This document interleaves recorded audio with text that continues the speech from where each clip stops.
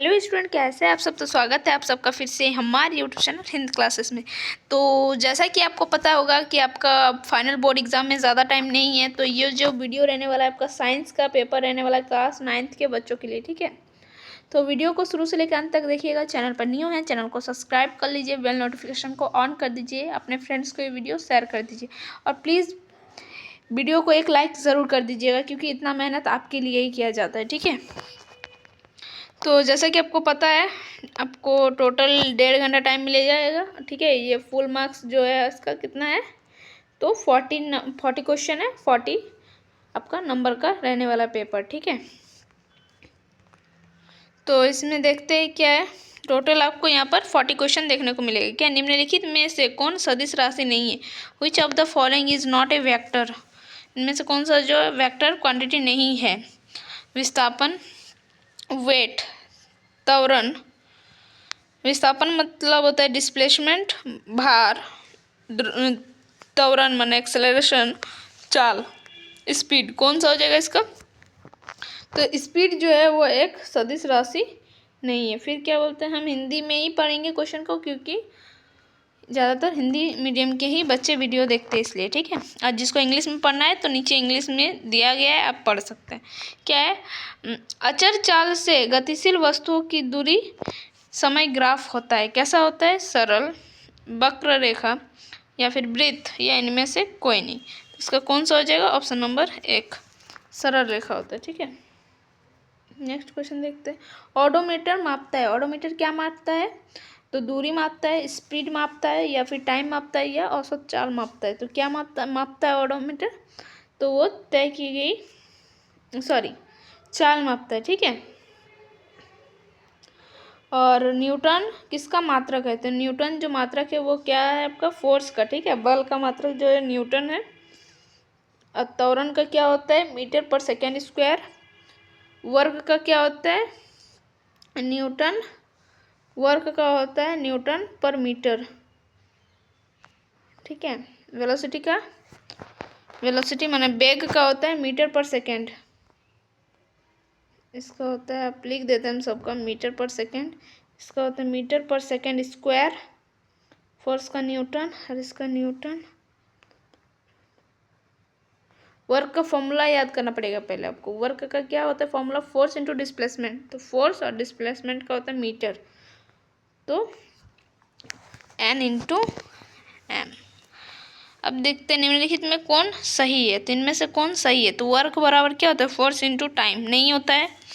फिर वर्क बराबर force into displacement, ये सही है। वर्क बराबर मास इंटू वेलोसिटी, नहीं है। सही कौन सा? ऑप्शन नंबर बी, ठीक है।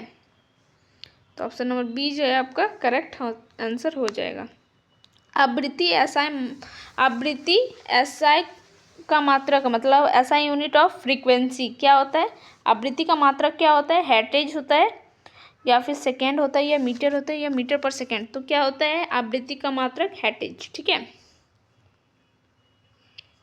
तो 6 का हो जाएगा ऑप्शन नंबर फ्रीक्वेंसी बोला है, ठीक है। तो इसका करेक्ट आंसर आपका क्या हो जाएगा? मीटर, सॉरी, है ना। मीटर सही आंसर है। क्या बोल रहा है? वायु में ध्वनि तरंगे कैसे होते हैं? अनुदैर्घ्य होते हैं, या अनुप्रस्थ होते हैं, या फिर अंशत अनुप्रस्थ और अंशत अनुदैर्घ्य माने क्या होता है?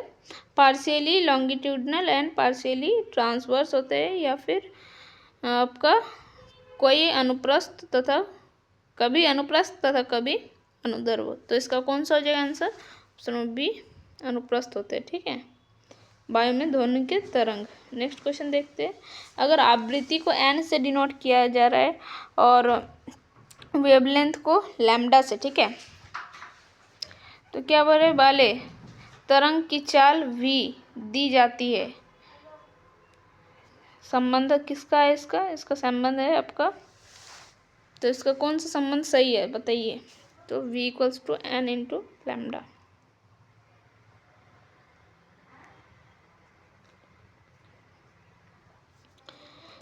क्या स्वय ध्वनि का पारस होता है? कितना होता है? जो ऑडियोबल रेंज होता है ऑफ द साउंड इज कितना होता है?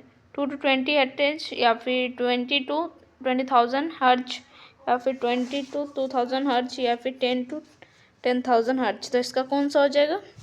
Option number B 20 to 20,000 hertz. पृथ्वी का द्रव्यमान कितना है?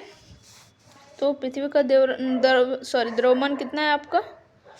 तो इसका हो जाएगा 5.6 × 10⁻24 kg। पृथ्वी के केंद्र पर 20 kg बालक का भार कितना होगा? 20 kg का जो आपका ये होगा बालक, उसका भार कितना होगा पृथ्वी के केंद्र पर? तो पृथ्वी के केंद्र पर जो ये होता है मास कितना होता है वो? तो 0 होता है, 0। ठीक है।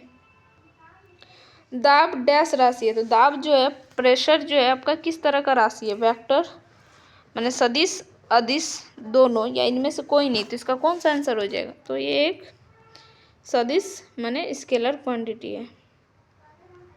जड़त्व का गुण, प्रॉपर्टी ऑफ इनर्शिया, क्या है? प्रत्येक वस्तुओं में होती है, किसी वस्तुओं में होती है, किसी भी वस्तुओं में नहीं होती है, केवल जो गतिशील वस्तुएं में होती है। तो जड़त्व का जो गुण होता है वो किस में होता है? तो प्रत्येक वस्तुओं में देखने को मिलता है जड़त्व का गुण। ठीक है। फिर क्या बोले क्वेश्चन नंबर 14 देखिए आप। क्वेश्चन नंबर 14 आपका क्या बोला जा रहा है?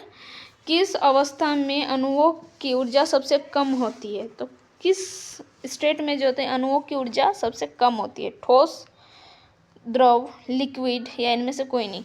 तो जो गैस अवस्था में जब अणु रहते हैं तो वो बहुत ज़्यादा गतिशील होता है। ठीक है। तो वो बहुत ज़्यादा गति करते हैं, सबसे कम गति ठोस में करते हैं क्योंकि वो एक दूसरे से पैक्ड रहते हैं। ठीक। 10 डिग्री सेंटीग्रेड तापमान बराबर है कितना? केल्विन। ठीक है। आपको इसको किस में चेंज करना है? केल्विन में। तो इसका हो जाएगा आपका कितना कितना सही है बताइए। तो ऑप्शन नंबर जो बी है आपका करेक्ट आंसर हो जाएगा। ठीक है। फिर कितना है देखिए, जो है निम्नलिखित में द्रव्यमान में कौन अनिश्चित है? निम्नलिखित में द्रव्यमान में कौन अनिश्चित है? द्रव्यमान में क्या अनिश्चित होता है? द्रव्यमान का कोई शेप होता है, उसका घनत्व होता है, उसका आयतन होता है, या उसका मास होता है? तो मास तो द्रव्यमान का होता है, उसका वॉल्यूम भी होता है, मतलब आयतन भी होता है, घनत्व भी होता है, लेकिन उसका कोई आकार नहीं होता है क्योंकि इसको जिस आकार में रखिएगा द्रव को वो उसी आकार में ढल जाता है। ठीक है। फिर क्या बोलते हैं? जल के एक अणु में हाइड्रोजन और ऑक्सीजन के भार का अनुपात होता है कितना? जो the weight of hydrogen and oxygen in water molecule is in ratio. तो ये कौन सा रेशियो में रहते हैं? जैसे कि इसका फॉर्मूला होता है H2O, तो 2:1 में रहते हैं। 2 हाइड्रोजन के 2 अणु और ऑक्सीजन के 1 अणु। ठीक है। तो इसका कौन सा हो जाएगा?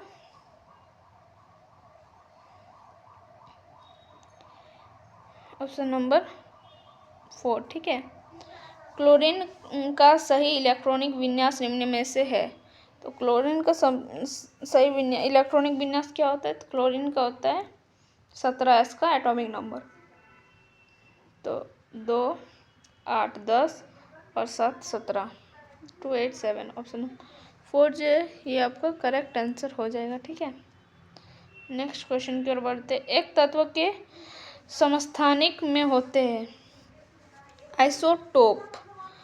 क्या होते हैं आइसोटोप्स? किसको बोलेंगे? आइसोबार किसको बोलेंगे? आइसोटोन किसको बोलेंगे? ठीक है। आइसोटोप्स में क्या होता है? उनका जो होता है एटॉमिक नंबर डिफरेंट होता है और उनका मास नंबर क्या होता है? तो सॉरी, हाँ, आइसोटोप, आइसोबार्स में क्या होता है कि उसका एटॉमिक नंबर डिफरेंट होता है लेकिन उसका मास नंबर सेम होता है। और आइसोटोप्स में क्या होता है? उनका जो ये होता है उसका जो नंबर ऑफ एटॉमिक नंबर उसका क्या होता है? डिफरेंट होता है, लेकिन उसमें उसका एटॉमिक नंबर सेम होता है और मास नंबर एटॉमिक नंबर क्या होगा उसका? डिफरेंट, लेकिन मास नंबर सेम। 1 सेकेंड। तो इसका कौन सा हो जाएगा? Different atomic number. ठीक है। ऑप्शन नंबर जो 4 है वो आपका करेक्ट हो जाएगा आंसर। नेक्स्ट क्वेश्चन की ओर बढ़ते हैं। किसी तत्व का परमाणु में 18 न्यूट्रॉन है और प्रोटॉन कितना है? 17 है। ठीक है, तो तत्व का परमाणु द्रव्यमान होगा, तो तत्व का परमाणु द्रव्यमान कितना होता है? तो परमाणु जो द्रव्यमान होगा वो क्या होता है? न्यूट्रॉन प्लस प्रोटॉन, प्रोटॉन की संख्या प्लस न्यूट्रॉन। तो इसमें 18 प्लस 17 जो होगा, इसको किससे डिनोट करते हैं? द्रव्यमान को ए से। ठीक है, तो ये हो जाएगा।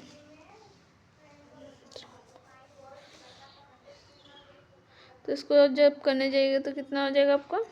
35। ऑप्शन नंबर 4 जो है करेक्ट आंसर हो जाएगा। ठीक है, नेक्स्ट क्वेश्चन की ओर हम लोग बढ़ने वाले हैं।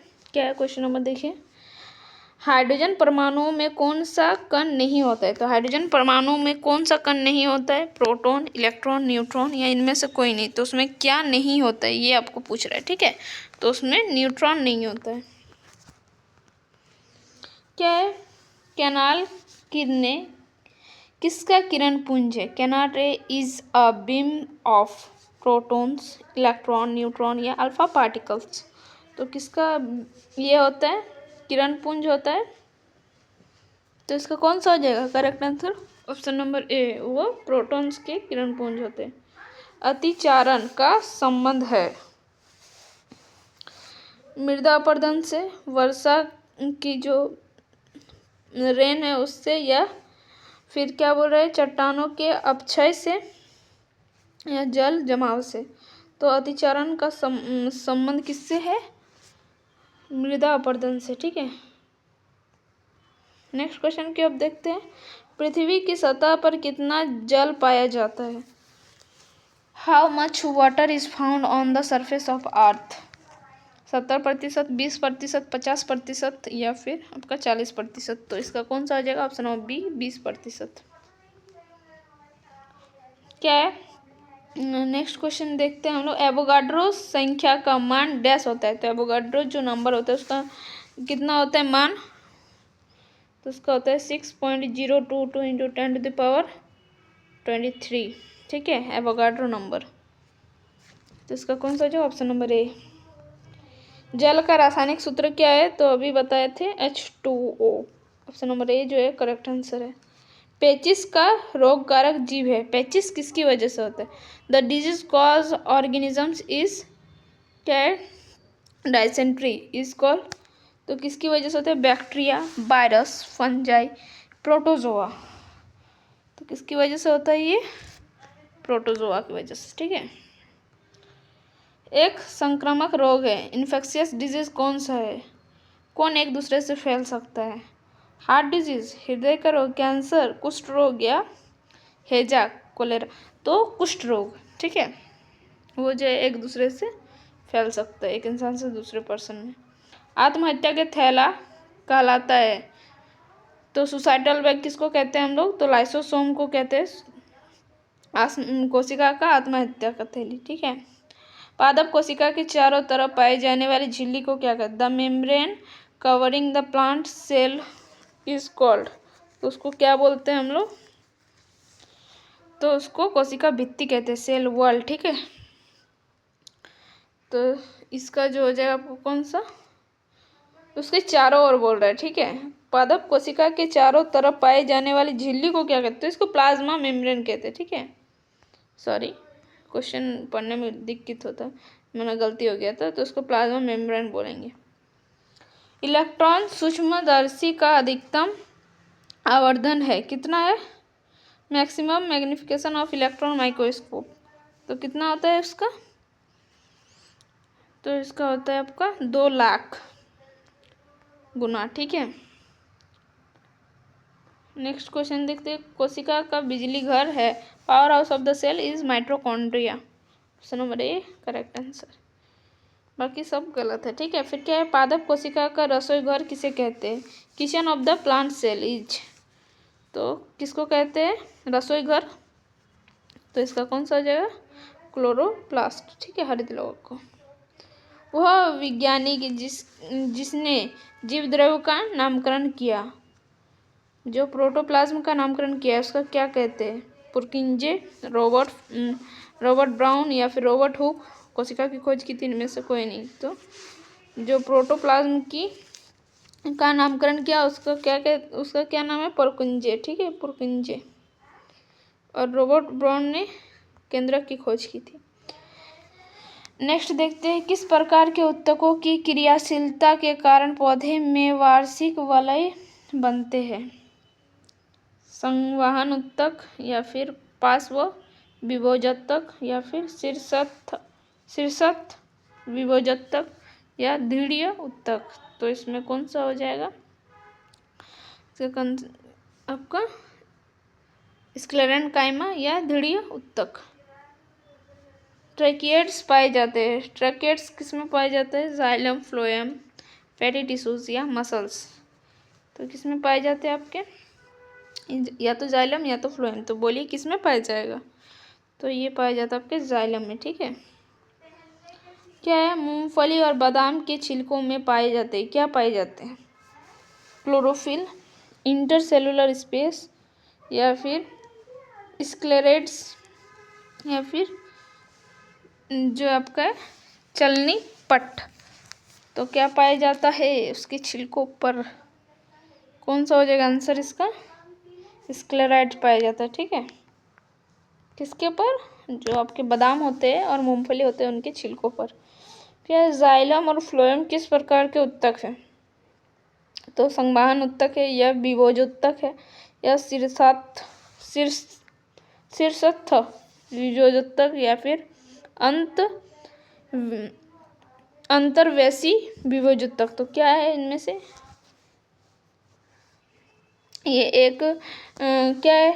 कंडक्टिंग टिश्यू है या मेरिस्टेमेटिक टिश्यू है या एपिकल टिश्यू है या इंटर कैलरी टिश्यू है? मेरिस्टेमेटिक है। इसका कौन सा हो जाएगा? ऑप्शन नंबर ए। ये एक संवहन उत्तक है। ठीक है। ये चीज़ों का संवहन करता है, एक जगह से दूसरे जगह रह जाता है। ठीक है।